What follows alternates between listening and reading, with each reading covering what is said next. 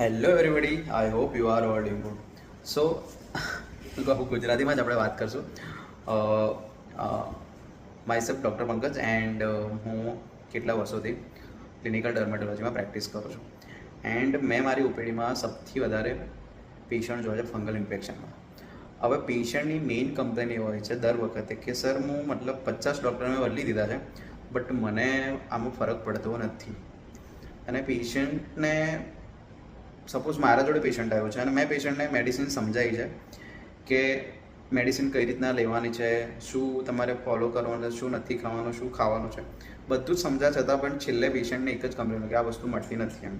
તો આનો કોઈ ઇલાજ આપો. અગર તમને પણ જો ફંગલ ઇન્ફેક્શન છે અને તમે પણ જો આ મિસ્ટેક કરતા હોય તો પ્લીઝ આ મિસ્ટેક નથી કરો, કેમ કે તમે આ નાની મોટી મિસ્ટેક કરો છો ને એમાં તમારું ફંગલ ઇન્ફેક્શન ક્યારેય મટવાનું નથી.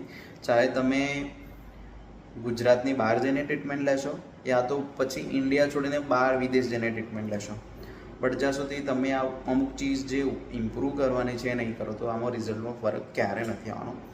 એમાં પહેલી વસ્તુ એ છે કે પેશન્ટને કહેવામાં આવ્યું હોય કે ભાઈ તમારે મેડિસિન ખરીને મતલબ 2 મહિના 3 મહિના ખાવાની છે, પણ પેશન્ટ શું કરે છે કે 15 દિવસ પછી એને એવું લાગે છે કે ભાઈ કમ્પ્લીટ સારું થઈ ગયું છે, હવે કોઈ પ્રોબ્લેમ નથી. બટ પ્રોબ્લેમ એમાં એ છે કે ઉપરથી એવું લાગે છે કે સારું થઈ ગયું બટ એનું મૂળ કહેવાય ને એ નથી ગયું, અને એ મૂળને કાઢવા માટે જ તમારે મેડિસિન લાંબી ખાવી પડે છે. બીજી વસ્તુ કે પેશન્ટને વ્રત આવી જાય, પછી કંઈ ફરવાનો પ્લાન થઈ જાય, પછી કોઈ ફેમિલી ફંક્શન એટેન્ડ કરવાનું હોય યા તો પછી ઉપવાસ કર્યો હોય તો મેડિસિનને સ્કીપ કરે છે પેશન્ટ કે આજે મારાથી મેડિસિન રહી ગઈ છે. હવે જેવી તમે મેડિસિન સ્કીપ કરો છો ને તો જે દવાનું જે કોન્સન્ટ્રેશન રહેવું જોઈએ બોડીમાં એ નથી રહેતું, તો જે ફંગસ છે એ વારવાર એક્ટિવ થયા કરે, એને તમે પૂરેપૂરું મારતા નથી. મારો છો ને પાછું જીવતું કરો છો, મારો છે ને પાછું જીવતું કરો. ત્રીજી પ્રોબ્લેમ છે કે પેશન્ટને કીધું હોય કે ભાઈ તારે ભીના કપડાં નથી પહેરવાના અને દિવસમાં 2 ટાઈમ સ્નાન કરવાનું છે અને ટાઈટ કપડાં પણ નથી પહેરવાના, પણ છતાં બી પેશન્ટ અમુક આદત નથી છોડતા કે એમને જે આદત પડી ગઈ કપડાં પહેરવાની એ પહેરતા જ હોય.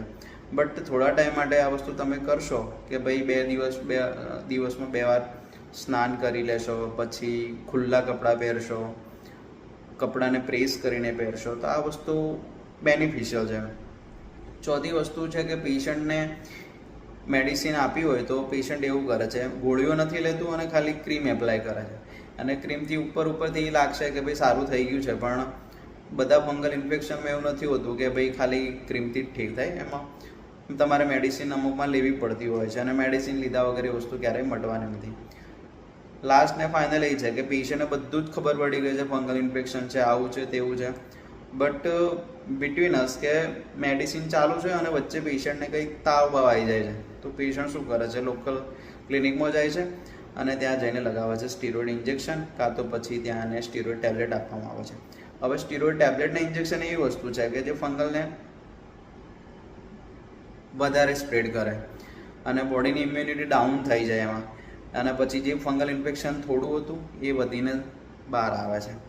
તો પ્લીઝ અગર તમને ફંગલ ઇન્ફેક્શન છે અને મેડિસિન્સ ચાલુ છે અને જો વચ્ચેમાં તમને કંઈ પ્રોબ્લેમ કે ઇસ્યુ થાય છે તો તમે જે બીજા ડૉક્ટર જોડે જાઓ ત્યાં પહેલાં ઇન્ફોર્મ કરો કે ભાઈ મને ફંગલ ઇન્ફેક્શન છે અને મારે આ મેડિસિન્સ ચાલુ છે, તો મને આ પ્રકારની દવા આપવી નહીં. અને જો તમે ડૉક્ટરને ના કીધું હોય તો ડૉક્ટર ત્યાંથી તમને જે મેડિસિન આપે છે એ મેડિસિન તમે તમારા ડૉક્ટરને સેન્ડ કરો કે સર મેં આ મેડિસિન મને આ પ્રોબ્લેમ થઈ હતી ને આ મેડિસિન સ્ટાર્ટ કરી છે તો હું લઈ શકું કે નહીં.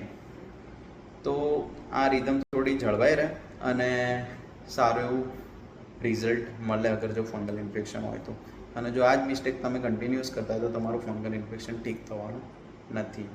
Thank you.